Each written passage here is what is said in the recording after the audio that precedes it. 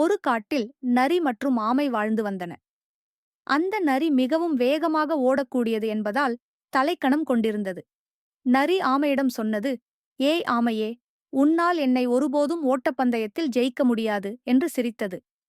அதற்கு பதில் ஆமை அமைதியாக, "முயன்றால் முடியாதது ஒன்றுமில்லை நரியே" என்று சொன்னது. மீண்டும் நரி சிரித்துக்கொண்டு, "ஹா ஹா, நீ என்னை ஜெயிக்கப் போகிறாயா? நான் உன்னை ஜெயிக்கவே விடமாட்டேன்" என்றது.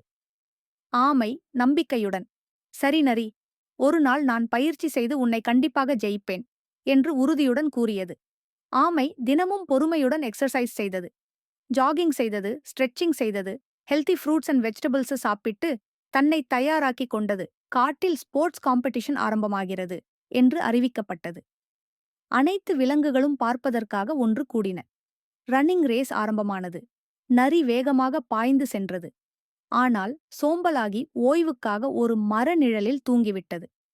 ஆமை மெதுவாக இருந்தாலும் தொடர்ச்சியாக ஓடிக்கொண்டே இருந்தது. இறுதியில் ஆமைதான் போட்டியில் வெற்றியடைந்தது.